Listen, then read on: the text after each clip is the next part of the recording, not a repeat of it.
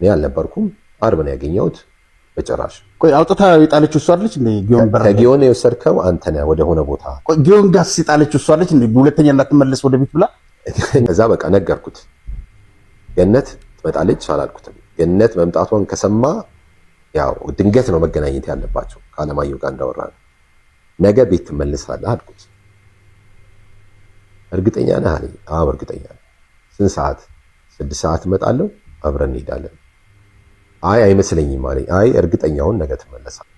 ከምንም ነገር ጋር አላገናኘሁትም። ዛሬ ላይ ቆም ብዬ መለስ ብዬ ነገሮችን ሳገናዝብ ያው የራሴን ድምዳሜ ላይ ደርስ እንዳልኩ ፖሊስ እንዳይመጣ ያደረገው ስለሄድ ነው ብለሻል ብሎ ፖሊሱ ጠይቋት አዎ ስትል በቃ ለራሴ ሳልኩት ስዕል አለ፣ ለራሴ ወሰድኩት ግምት አለ። ምን ግልጽ እናድርግ። የሆቴሉ ባለቤት የዛን ቀን ማታ ተረጋግቼ ሳስበው ኑና ቁጭ በሉ የሚለው የሆነ ነገር ቢያቅር እውነት ነው የሚል ድምዳሜ ላይ ደረስኩኝ። ከዛ በኋላ የነበረው ጥድፊያ ምናምን ስመለከት እኔ እዛ ውስጥ አንዱ አካል ነኝ፣ የመጣው ሰው ነኝ። ግን አዎ እኔ ደግሞ እንደ ቅርብ ጓደኛ የገነነን ስነ ልቦና እንደሚረዳ ሰው ገነነ ራሱን ያጠፋል ብዬ አላምንም። በእኔ መኪና እኔ ላምጣሽና ከዛ እንሂድ። ለምን ቀን ላይ ስኳሩ ወርዷል፣ ጥሩ ሁኔታ ላይ አልነበረም እና ደግሞ ከሰናይ ክሊኒክ ግማሽ ኪሎ ሜትር ርቀት ላይ ነው ሆቴሉ ያለው። ሰናይ የስኳር ህመምተኞች ክሊኒክ ነው እንደምታውቀው። ስለዚህ በዛ መንገድ ቶሎ እንውሰደው የሚል ሐሳብ እንትን አልኩኝ። የሆቴሉ ባለቤት ነው የተቀበለ። ተቀብሎን ቁጭ በሉና እናውራ እንነጋገር አለን። የዚህ ሆቴል ባለቤት ያው እሺ ምንድን ነው የምታወራው? እኔ አልገባኝም። ምንድን ነው የምናወራው? ገነነ በር አልከፈተም ተብሏል። እናንተ ቁልፍ ይኖራችኋል። ስለዚህ መክፈት በምትችሉበት መንገድ ክፈቱት። ይሄ ሰውዬ ጠዋት ትላንት ማታ ገነነ አልፏል። በቦታው ላይ ነበርኩኝና ቃሌን ለመስጠት ነው። ምን አለ መርማሪ?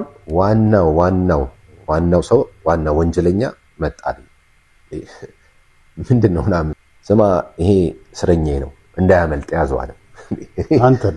አዎ እኔ እኮ ራሴ ነኝ የመጣሁት ቃል ልሰጥ ነው። ማነው ከዛ ፊት በር ሰብሮ ሬሳውን ጭኖ ሊሄድ ነበር ብሎ ቃል የሰጠው ለሱ ማን? ሰላም ፋሚሊ፣ ዛሬም በሌላ መነጋገሪያ በሆነ መረጃ ተመልሰን መተናል። ወደ ቪዲዮቻችን ባለቤቱ ጋር ደወልኩኝ፣ አስቴር ጋር ደወልኩኝ። ለመጀመሪያ ጊዜ ነው እንግዲህ ያወራነው እና አንተ ነህ ወደ ሆቴል የወሰድከው አለች። ሆቴል ደውለው ነበረ። እንደደወለ ነገረኝ። እንዴት ደወልክ ስለው ከመታወቂያው ላይ አንተ ስልክ አላነሳም ስትል ከመታወቂያው ላይ አይቼ ባለቤቱ ደውዬላታለሁ አለኝ። ከዛ ደወልኩኝ። አንተ ነህ ከእንትን የወሰድከው ምናምን አለችኝ። በፍጹም እኔ አልነበርኩም። አርብ ነው ያገኘሁት። በጭራሽ። ቆይ አውጥታ የጣለችው እሷ አይደለች እንዴ? ከጊዮን የወሰድከው አንተ ነህ ወደ ሆነ ቦታ። ቆይ ጊዮን ጋር የጣለችው እሷ አይደለች እንዴ? ሁለተኛ እንዳትመለስ ወደ ቤት ብላ። እንግዲህ እኔ አሁን እዛ ጋር ወደ ቤት ደርሻለሁ። ማን ያለሽ እንደዚህ ስል የሆቴሉ አስተናጋጅ አለች። ከቤት ተመለስኩ። አልገባውም። በር ላይ ደርሼ ተመለስኩ። ሄድኩኝና ና አልኩት። እኔን እያመጣሁት አልኩት። አይደለም አንተ እኮ እየተባልክ ነው እንደዚህ አናግር መስል። አይ እሱ አይደለም ባለ ራይድ ነው ያመጣው። እሱ የመጣው በነጋታው ነው ብሎ ነገራት። ከዛ ነገሩ እንትን አለ። ብታመጣውም እኮ ትክክል ነው። ሳይዱ ጎዳና መውደቅ አለበት እንደ ያህል ባመጣው ችግር የለውም። ምን ያመጣው ትላለህ። ግን ስላላመጣሁት እውነት ነው ምንም የሚያስፈልግ ነገር አልነበረም እና በነጋታው አወራን ማለት ነው። ቅዳሜ በዛ መንገድ አወራን። ሰኞ እሁድ ነገ መድኃኒት ይዘህለት ትሄዳለህ አለችኝ። ተገናኘን። 7 ሰዓት መድኃኒት ወሰድኩኝ። መለኪያም ነበረው። ቼክ ሲደረግ ሰኞ ነው የወሰድክለት? አዎ ሰኞ 7 ሰዓት። እስከዛ ሰዓት ድረስ የስኳር መድኃኒት አይወስድም? 25 ወርዶ ነበር። 23 ይሁን 22 በጣም ወርዷል። እሺ። ከዛ ደውዬ ለአስቴር ነገርኳት። በፍጥነት እንትን የሚለው ዳቦና ሚሪንዳ ነው፣ ስለዚህ በፍጥነት ስጠው አለችኝ። ምሳ አዞ ነበር ክትፎ ነገር ሊበላ። መጀመሪያ ይሄን ብላ ብየው እሱም በላ። ከዛ በኋላ ክትፎ ምናምን እንትን አለ። ምን ሰዓት ላይ ነው ይሄ? እርግጠኛ ባልሆን 7 ተኩል እስከ 8 ሰዓት ባለው። እሺ። ከዛ በቃ ነገርኩት። ገነት ትመጣለች አላልኩትም። ገነት መምጣቷን ከሰማ ያው ድንገት ነው መገናኘት ያለባቸው ከአለማየሁ ጋር እንዳወራ ነው። ነገ ቤት ትመለሳለህ አልኩት። እርግጠኛ ነህ አለኝ። አዎ እርግጠኛ ነኝ። ስንት ሰዓት? 6 ሰዓት እመጣለሁ፣ አብረን እንሄዳለን። አይ አይመስለኝም አለኝ። አይ እርግጠኛውን ነገ ትመለሳለህ። ከዛ እሺ ስንት ሰዓት ትመጣለህ ደግሞ ጠይቄ። 4 ሰዓት አትመጣም አለኝ። አይ 4 ተኩል ሬዲዮ ስለምጨርስ 5 ሰዓት ነው የሚደርሰው፣ 6 ሰዓት ቤት ትገባለህ አልኩት። ከዛ በኋላ ይሄን ተባብለን ሄድኩኝ። እንደሄድኩኝ ወዲያው ከሆቴሉ ተደወለ። 9 ሰዓት አካባቢ ማለት ነው። ምንድነው ስላይ ገነነ ከሆነ ሰው ጋር ሊወጣ ነው፣ ሆቴል ሊወጣ ነው። ተመልሼ መጣሁኝ። ስመጣ ያ ያደረሰው ባለ ራይድ ገነነ ሊወስደው መጥቷል። ያ ገነነ ምን ነው ወዴት ልትሄድ ነው? አይ ሌላ ቦታ ሌላ ሆቴል ልቀይር። ያው ቅድም የማልጠቅስልህ ነገር አለ ብያለሁ አይደል? ገነነ ምን ነካ?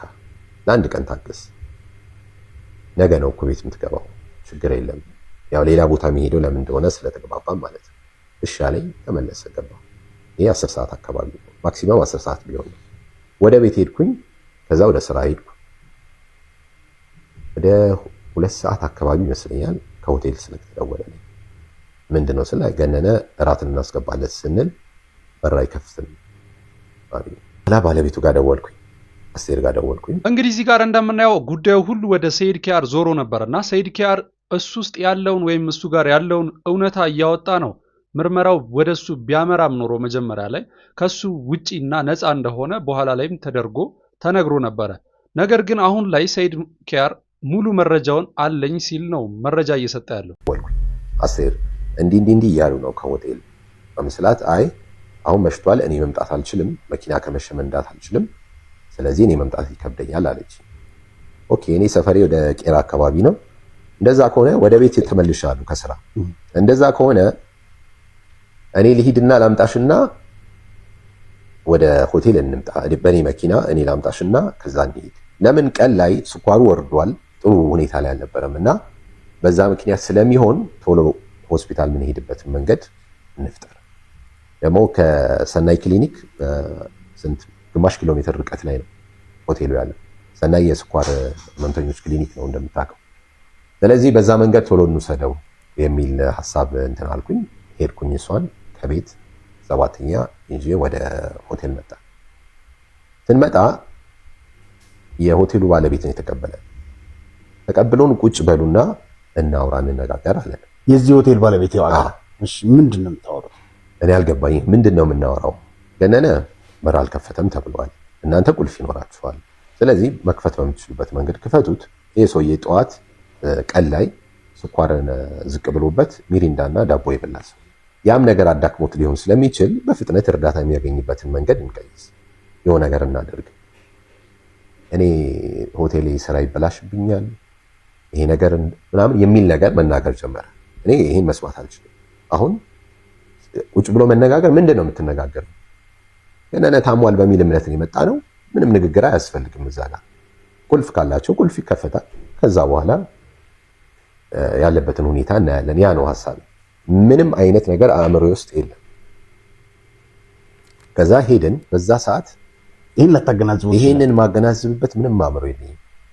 እኔ እዛ ምርመራም አዲስ አበባ ፖሊስም ለ6 ይሁን ለ8 ነበር ሲያናግሩኝ የነበረው። በቃ የነበረው ነገር ላይ በቃ በጣም አስተዋይ ሆኑ፣ በጣም አገናዛቢ ሆኑ። እዛ ቦታ ይሄ ነገር ሲፈጠር ግን ሌላ ስሜት ውስጥ ነው የምትገባው። ቃላችሁን ተቀበሏችሁ? እሷ ደወለችልኝ። ከዛ ፖሊስ ጣቢያ ቃላቸውን እየሰጡ ነው፣ እዛ ሂድ አለችኝ። ከምንም ነገር ጋር አላገናኘሁትም። ዛሬ ላይ ቆም ብዬ መለስ ብዬ ነገሮችን ሳገናዝብ ያው የራሴን ድምዳሜ ላይ ደርሳለሁ። ሄድኩኝ። 3 ሰዓት አካባቢ ሄድኩኝ። አማኑኤል አካባቢ ያለ ፖሊስ ጣቢያ ነው ደረስኩኝ። ባለቤቱና ያኛው ልጅ አሉ፣ ሹፌሩ አሉ። ገባሁኝና መርማሪውን ሰይድ እባላለሁ፣ ትላንት ማታ ገነነ አልፏል፣ በቦታው ላይ ነበርኩኝና ቃሌን ለመስጠት ነው። ምን አለ መርማሪ? ዋናው ሰው ዋናው ወንጀለኛ መጣልኝ። ምንድነው ምናምን ስለው ዋናው በር ሰባሪ በር ሰብሮ አሻራ ያጠፋው ዋናው ሰው መጣ ምናምን አለ። ሬሳውን ጭኖ? እኔ እኮ ራሴ ነኝ የመጣሁት፣ ቃል ልሰጥ ነው። አንተ በምን አውቀኝ ነው እና አለኝና ከቢሮ ወጥቶ ግቢ አለ፣ በጣም ብዙ ሰው አለ። አጋጣሚ ጓደኛዬም አብሮኝ የሄደ ጓደኛዬም ነበረ። ስማ ይሄ እስረኛዬ ነው እንዳያመልጥ ያዘው አለ። አንተን? አዎ እኔ እኮ ራሴ ነኝ የመጣሁት፣ ቃል ልሰጥ ነው። ማን ነው ከዛ ፊት በር ሰብሮ ሬሳውን ጭኖ ሊሄድ ነበር ብሎ ቃል የሰጠው ለሱ ማን ነው? ምንም ማውቀው ነገር የለም። ሁለቱ ነበሩ? እሷና ልጁ ይሄ ደላላው? እሺ ከዛ ከነሱ ውጭ ማን ሊሰጥ ይችላል ይሄን ሰይድ? እኔ መጠራቴ ራሱ እኔ ፖሊስ ነው ሊጠራ የሚገባው። በኋላ ላይ ሳገና አሁን እህትየዋ ሁለተኛ እንዳታወራኝ ብላ ወደ ፖሊስ ጣቢያ እንድትሄድ ደግሞ አደረገች። መጠራቴ ራሱ ይሄ ሁሉ ቅንብር አለ። አሁን እኔ እዛ ጋር ፖሊስ ባለመጥራቴ ልጠይቅ ይችላል። በኋላ ሳገናዝበው ወዲያውኑ ማድረግ የነበረብኝ እርምጃ ይሄ ነገር ሀፕ እንዳደረገ ወደ ፖሊስ መደወል። በዛ ወቅት ያንን ለማድረግ የሚያስችል የአእምሮ እንትን ላይ አልነበርኩኝ፣ ማገናዘብ አልቻሉ። እንግዲህ እዚህ ጋር ምንድነው ሰይድ ኪያር እያለ ያለው? በሰዓቱ እኔ በንጹህነት ልክ ተደውሎልኝ በቦታው ደርሼ ባለቤቱ ልክ እዛ በደረስኩበት ሰዓት ሬሳውን ፖሊስ መጠራት አለበት ባልኳት ሰዓት እሷ ግን ኖ ፖሊስ አይጠራም ባለቤቴን ይዘን መሄድ ይኖርብናል ብላኝ ያንን ነገር ካደረግን በኋላ ነው እያለ ያለው ሰይድ ኪያር። በኋላ ላይ ግን ፖሊስ ያ ነገር መሆን እንደሌለበትና ፖሊስ መጠራትና ማወቅ እንደነበረበትና አባዲና መነሳት እንደነበረበት በተጠየቀችበት ሰዓት ይህን ያደረገው ሰይድ ኪያር ነው ብላ ነው የተናገረችው ፖሊስ ጣቢያ ላይ እያለ ነው። ያ ማለት ምን ማለት ነው? ሰይድ ኪያር ቀጥታ የወንጀሉ ተጠርጣሪ ሆነ ማለት ነው። በማያውቀው ሁኔታ ተጠርቶ ወይም ደግሞ ሂድና ቃልህን ስጥ ተብሎ ያየውንና የሰማውን ለመናገር በሄደበት ሰዓት ምንድነው የተፈጠረው? ቀጥታ እንደ ወንጀለኛ ተደርጎ ምክንያቱም ፖሊሶቹም የተሰጣቸው መረጃ ስላለ በዛ መንገድ ነው የተጠረጠርኩት እያለ ነው ሰይድ ኪያር ያለው። እንግዲህ ነገሮች የተፈጠሩበት ፍጥነት በአጭር ጊዜ ውስጥ ነገሮች በዚህ መንገድ ሄደው እዛ ጋር ይሄን ሰማ ይሄ ነገር በቃ የሆነ ነገር አለው ይሄ ለውስጤ ምን መልስ ሰጣት? እኔ በጣም ተናድጄ ተቀምጠን ነበረ። አስረድት ስትጨርስ ተቀምጠን እንዴት ምናምን ብዬ ስነሳ ፖሊስ መናገር አትችልም። በቃ እኔ እንትን አልኩኝ ማለት ነው። ያ ደላላው አስክሬኑን ጭኖ ሄደው በዛን ዕለት ነበረ ከዛን ቀን በኋላ ቃሉን አልሰጠም። ለምን ከዚህ ካሳየን በኋላ እንዴት እንደነበር ሂደቱን ካሳየን በኋላ ወደ አዲስ አበባ ፖሊስ እንደገና ሂደን 8 ሰዎች አካባቢ ይመስለኛል የተለያዩ ጥያቄዎች እየጠየቁን የምርመራ ጥያቄዎች እየጠየቁን እንደውም ከገነነ ጋር ከተገናኘሁበት ቀን አንስቶ እስከ መጨረሻው ቀን ድረስ የነበረችውን ሁሉ ነገር እየጠየቁን በመስቀለኛ ጥያቄዎች እየጠየቁን አሳልፌያለሁ። እኔ ነበርኩ፣ ባለቤቱ ነበረች፣ ሌላ ሰው ልጆቹ ነበሩ፣ ሆቴል ነበሩ። ከዛ ውጪ ተመለከተ። ሬሳውን ይዞ ዋነኛ ተጠያቂ መሆን ያለበት አስክሬኑን አስጭኖ ይዞ ሄደው መጠራት እያለበት እንዴት ነው እናንተ ብቻ የተጠራችሁት? ለምንስ አልተጠራም እሱ? ይሄ ፖሊስ ስራ ቢሆንም እንደው ያንተን ግምት። እንግዲህ እኔ እንዳልኩ ፖሊስ እንዳይመጣ ያደረገው ሰይድ ነው ብለሻል ብሎ ፖሊሱ ጠይቋት አዎ ስትል በቃ ለራሴ ሳልኩት ስዕል አለ፣ ለራሴ ወሰድኩት ግምት አለ። ምን ግልጽ እናድርግ። የሆቴሉ ባለቤት የዛን ቀን ማታ ተረጋግቼ ታስበው ኑና ቁጭ በሉ የሚለው የሆነ ነገር ቢያቅር እውነት ነው የሚል ድምዳሜ ላይ ደረሱ። ከዛ በኋላ የነበረው ጥድፊያ ምናምን ስመለከት እኔ እዛ ውስጥ አንዱ አካል ነኝ፣ የመጣው ሰው ነኝ። ግን በወቅቱ እኔ የነበርኩበትን ሁኔታ አውቃለሁ። ከዛ በኋላ ተረጋግቼ ታስበው ለምንድን ነው ይሄ ሆነ? የሆቴሉ ባለቤትስ ለምንድን ነው አስክሬኑን ተከትሎ ሄደው? ሄዶ ነው አላውቅም። ብዙ ነገር እዛ ጋር ስልክ እሱም ይደውላል፣ እሷም እየደወለች ነበር። በቃ ግርግር ነው ማለት ጥድፊያ የተሞላበት ነገር ነበር። በጣም ጥድፊያ ነበር።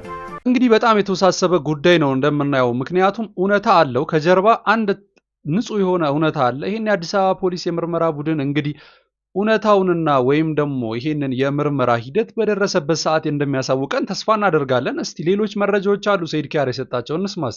ነገሮች ወደ አንተ እየመጡ ነው እንደዚህ ነው ምናምን ስባል ይሄ በንጹህነት የምታስበው ነገር ትተውና ነገሮችን ኢንዲቴል መመልከት ትጀምራለህ። እንደዛ ሳይ በቃ ነገሮች ልክ እንዳልሆኑ ገባኝ። አሁን በድፍረት እንዲህ ነው ልልህ አልችልም፣ ግን በቃ ብዙ ነገሮች ልክ አይደሉም።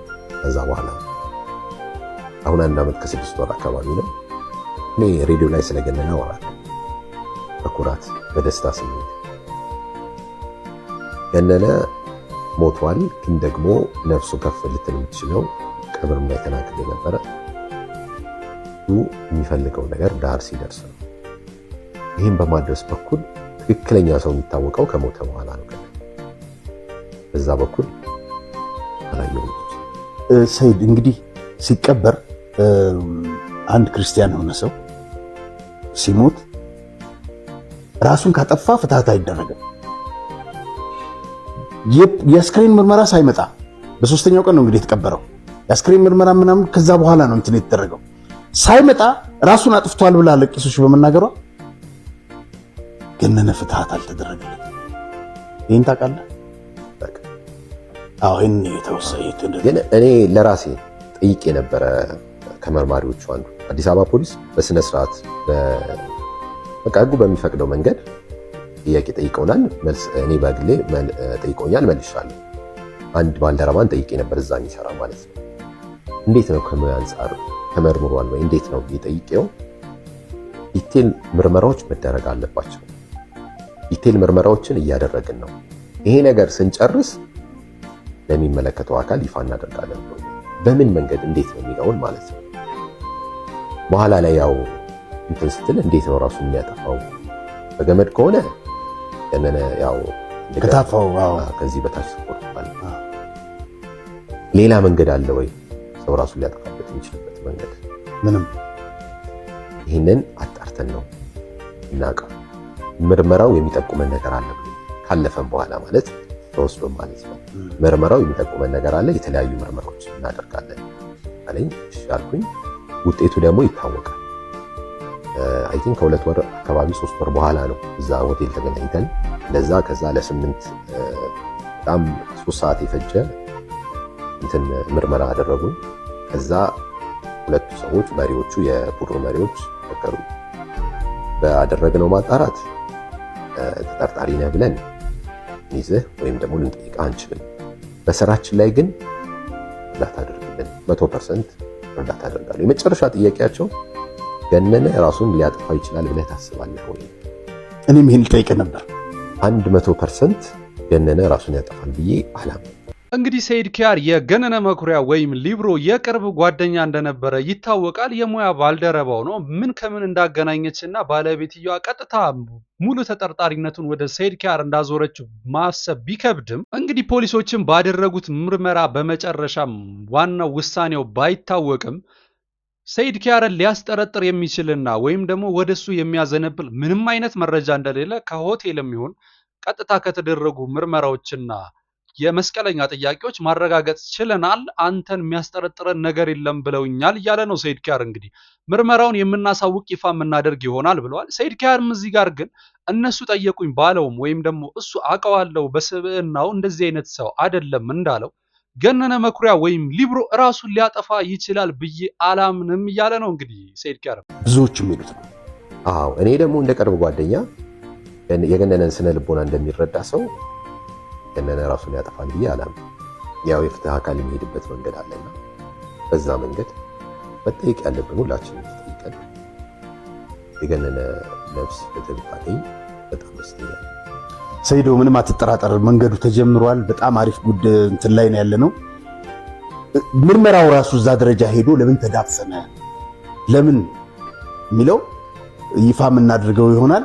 ሁለተኛ የተያዘ ጉዳይ ስለሆነ ማለት ነው ጥሩ ነገሮች ላይ ተጀምሯል። ምናልባት ከሚጠሩት ውስጥ አንዱ ልትሆን ትችላለህ። በሂደት የምናየው ይሆናል። ምናልባት አንድ ጋዜጠኛ ይሳቅ ያለው ፍትህ ስታገኝ የገነነ ነፍስ ፈገግ ትላለች። እውነት እኔ በጣም ብዙ ቀን ነው እንቅልፍ የረበሸኝ። ገነነ ፍትህ እንዲያገኝ እናደርጋለን። እንግዲህ የዛሬው ቪዲዮ ይህን ይመስል ነበረ። ቻናላችንን ላይክ፣ ሼር፣ ኮሜንት፣ ሰብስክራይብ በማድረግ በሌሎች ቪዲዮዎች እስከምንገናኝ ቸር ቆዩልኝ።